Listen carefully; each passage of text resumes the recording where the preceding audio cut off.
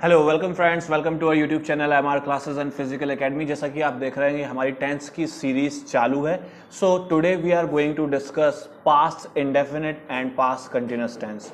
सो आज हम लोग कोशिश करने वाले हैं, कोशिश नहीं करेंगे पूरी, मैं तो अपनी पूरी ताकत लगा दूंगा कि आपको पास्ट सिंपल और ये पास्ट कंटिन्यूअस टेंस के बारे में अच्छे से जानकारी दे पाऊं। आप कोशिश करें कि वीडियो को अंत तक देखें ताकि आपकी कोई भी जानकारी छूटे नहीं और आप वीडियो को अच्छी तरह समझ पाएं।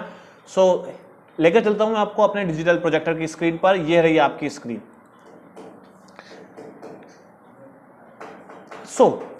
क्या देख रहे हैं कि पास्ट इंडेफिनिट टेंस के बारे में आज हम लोग पढ़ने वाले हैं। तो पास्ट इंडेफिनिट टेंस को पढ़ने से पहले मैं आपको कुछ रिवीजन कराना चाहता हूं। जैसे कि आपको पता है कि इंडेफिनिट टेंस में मेन वर्ब की फर्स्ट फॉर्म यूज होती है, कॉन्टिन्यूअस टेंस में मेन वर्ब की सेकंड फॉर्म यूज होती है, परफेक्ट टेंस में मेन वर्ब की थर्ड फॉर्म यूज होती है। लेकिन there are some exceptions. Okay, so सबसे पहले तो मैं ये बताना चाहता हूं कि पास्ट इंडेफिनिट जो टेंस है वो ऐसा टेंस है, पहली बात तो ये भूतकाल की बात कर रहा है और इंडेफिनिट है मतलब ये अनिश्चित है।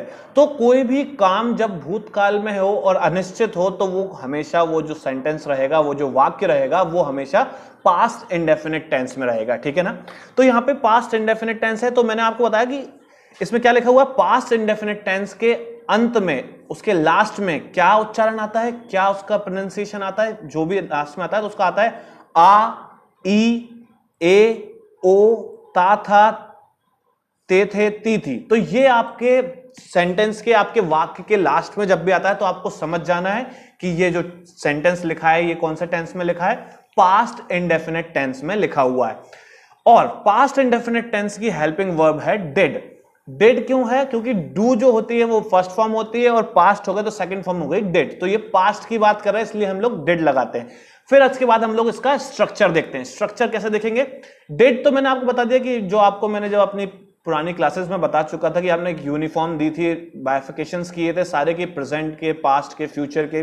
प्रेजेंट वाले को हमने ग्रीन यूनिफॉर्म दी थी, उसके बाद येलो, फिर रेड यूनिफॉर्म दी थी, सेम वे। तो यहां पर जो डिड है वो एक आइडेंटिटी है किसकी? पास्ट को बताने के लिए।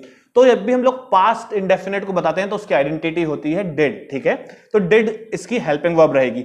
अब अपन लोग स्ट्रक्चर समझते हैं। स्ट्रक्चर है सब्जेक्ट प्लस मेन वर्ब की second form plus object. Main verb की सेकंड फॉर्म ये पूरी इंग्लिश में पूरे 12 टेंसेस में से एक मात्र टेंस है जिसमें मेन वर्ब की सेकंड फॉर्म लगती है। ठीक है, ये चीज आपको ध्यान रखना है। मेन वर्ब की सेकंड फॉर्म सिर्फ और सिर्फ पास्ट इंडेफिनिट के अफर्मेटिव सेंटेंस में लगती है। यही तो एक एक्सेप्शन है, क्योंकि मैंने आपको बताया था इंडेफिनिट टेंस में तो सर मेन वर्ब की फर्स्ट फॉर्म लगती है। हाँ, मेन वर्ब की फर्स्ट फॉर्म लगती है इंडेफिनिट टेंस में, लेकिन जब हम लोग पास्ट इंडेफिनिट के अफर्मेटिव सेंटेंसेस की बात करेंगे तो हमेशा मेन वर्ब की सेकंड फॉर्म लगेगी। ठीक है, तो क्या हो गया structure? Subject plus main verb की सेकंड फॉर्म प्लस ऑब्जेक्ट।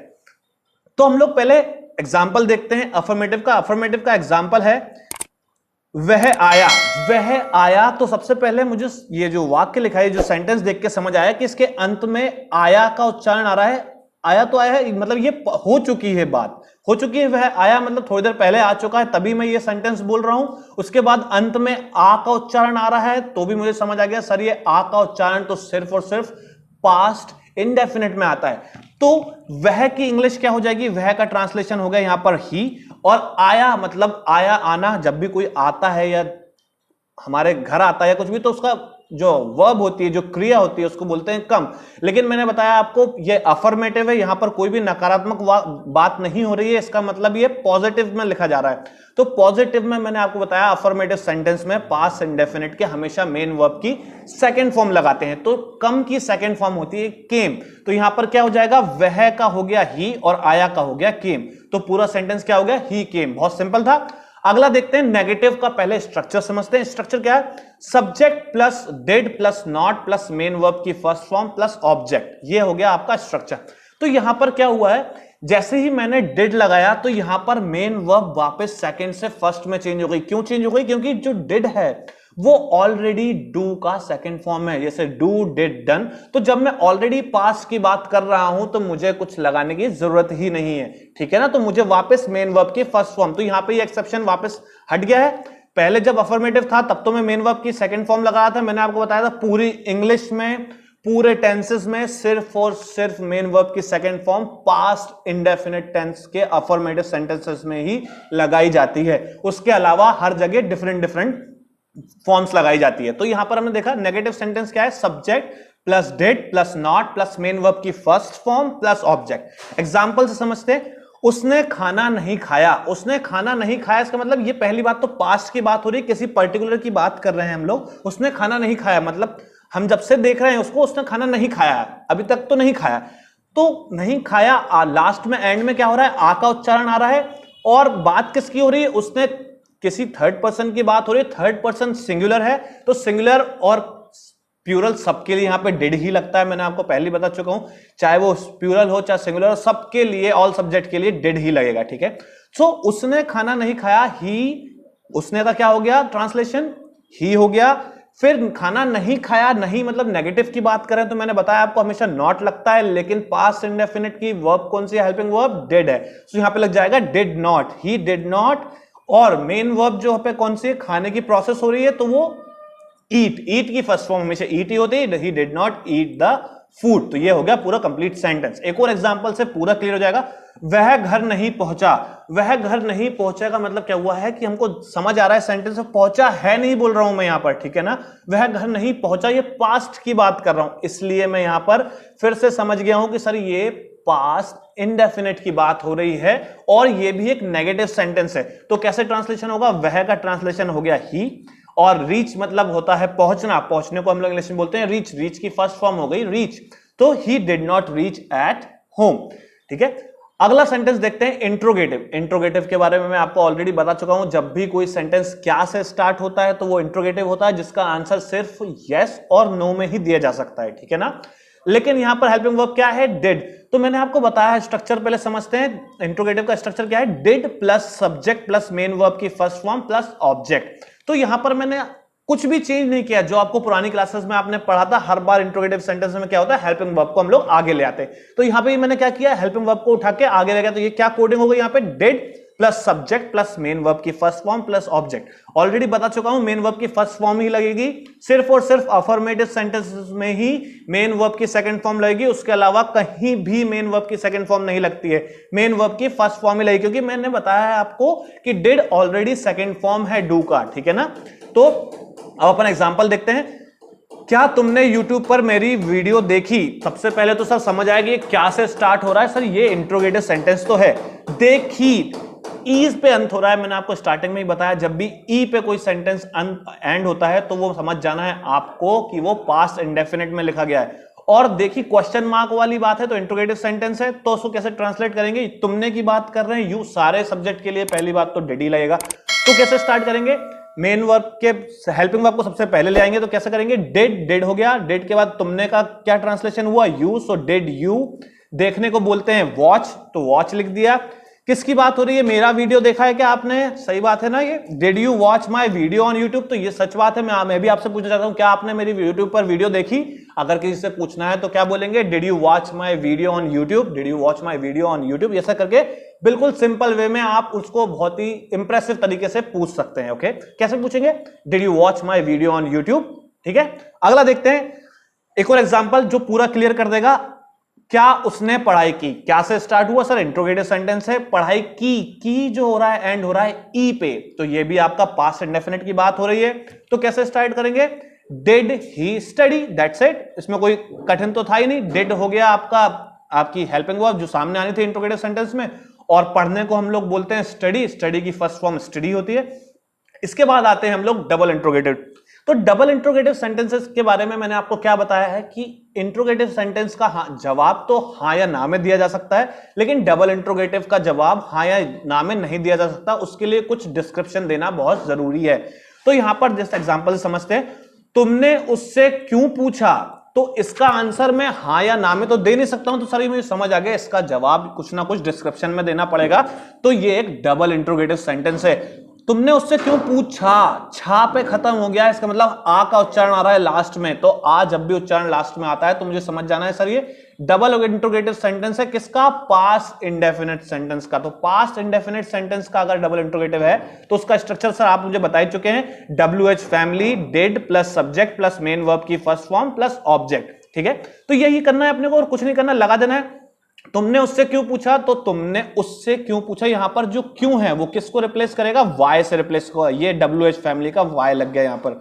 इसके बाद पास्ट इंडेफिनिट की हेल्पिंग वर्ब क्या है, डिड, तो लिख दिया डिड। उसके बाद किससे पूछ रहा है, वो तुमसे पूछ रहा है, तो तुमने का ट्रांसलेशन क्या होता है, यू, इसलिए हो गया ये why did you ask him, उससे क्यों पूछा, उससे मतलब किसी तीसरे व्यक्ति के बारे में बात कर रहे हैं, तो इसलिए मैंने लिख दिया why did you ask him, question mark लगाना जरूरी है क्योंकि ये इंट्रोगेटिव सेंटेंस है, ठीक है। अगला हम लोग टेंस देखते हैं, पास्ट कंटिन्यूअस टेंस। तो जैसा आपने प्रेजेंट कंटिन्यूअस टेंस पढ़ा था वैसे ही same to same past continuous भी है। कंटिन्यूअस का मतलब होता है कोई काम चल रहा है, कोई काम कंटिन्यूअस है, जिसकी धड़कन मैं आपको ऑलरेडी बता चुका हूं, जो मेन वर्ब की फोर्थ फॉर्म, जिसे हम लोग बोलते हैं मेन वर्ब की फर्स्ट फॉर्म के साथ आईएनजी लगाते हैं, तो वो हमें यूज करना है यहां पर। और ये चीज ध्यान रखना, अगर इसको इंग्लिश में या हिंदी में समझने के लिए याद रखना है, तो हमेशा वाक्य के अंत में रहा था, रही थे, रहे थे, ये अगर आता है तो मुझे समझ जाना है था का आ रहा है, था मतलब होता है पास्ट, और रहा था, कोई काम पास्ट से चल रहा था, इसका मतलब वो पास्ट कंटिन्यूअस टेंस में लिखा हुआ है। स्ट्रक्चर्स देखते हैं, पहले तो इसकी हेल्पिंग वर्ब देखते हैं। हेल्पिंग वर्ब कौन कौन सी होती है इसकी, वॉज और वर होती है। वॉज सारे सिंगुलर के साथ यूज करते हैं, वर प्लूरल के साथ यूज कर सकते हैं, और आई के साथ हमेशा वॉज ही यूज होता है, ठीक है। स्ट्रक्चर देखते हैं अफर्मेटिव सेंटेंस का, पॉजिटिव सेंटेंस का, subject plus was verb plus main verb की फर्स्ट फॉर्म के साथ आईएनजी, मैं आपको ऑलरेडी बता चुका हूं, यही तो कंटिन्यूअस टेंस की धड़कन है। This is the heart beat of continuous tenses, right. क्योंकि कोई भी कंटिन्यूअस टेंस चल रहा होता है, तो ये जो आईएनजी फॉर्म जो होती है, जो आईएनजी वो खुद ही बताता है कि ये काम चल रहा था या चल रहा है। प्रेजेंट की बात है तो चल रहा है, और पास्ट की बात है तो चल रहा था, ठीक है। अब इसका एक एग्जांपल देखें, वह सो रही थी।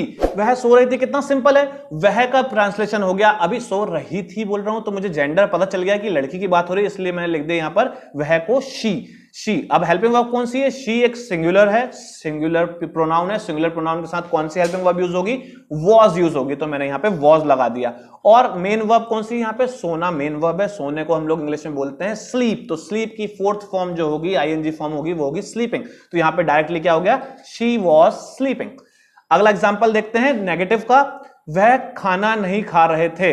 वह खाना नहीं खा रहे थे, इसका मतलब क्या हुआ, रहे थे तो आ ही रहा है, रहे थे आ गया, समझ आ गया सर ये कोई पास्ट कंटिन्यूअस टेंस की बात कर रहे हैं, तो पास्ट कंटिन्यूअस टेंस में क्या लगाते हैं हम लोग, कौन सी हेल्पिंग वर्ब लगाते हैं, वॉज या वर लगाते हैं। लेकिन यहां पर रहे थे आ रहा है, मतलब एक से ज्यादा लोगों की बात कर रहे हैं, मतलब ये सिंगुलर की बात नहीं हो रही, यहां प्लूरल की बात हो रही है, तो प्लूरल के साथ हमेशा वर लगाते हैं। और वे का ट्रांसलेशन क्या होता है, वे का ट्रांसलेशन होता है दे, तो दे यहां पे हो गया है, और बहुत सारे लोगों की बात करें तो वर लग गया, तो दे वर। एंड नेगेटिव है इसलिए मैंने यहां पर कोडिंग कर दिया not, so they were not eating the food. Eating क्यों लगाया, क्योंकि मैंने आपको ऑलरेडी बता चुका हूं कि मेन वर्ब की फोर्थ फॉर्म लगेगी, मतलब मेन वर्ब की आईएनजी फॉर्म ही लगती है कंटीन्यूअस टेंस में, ठीक है।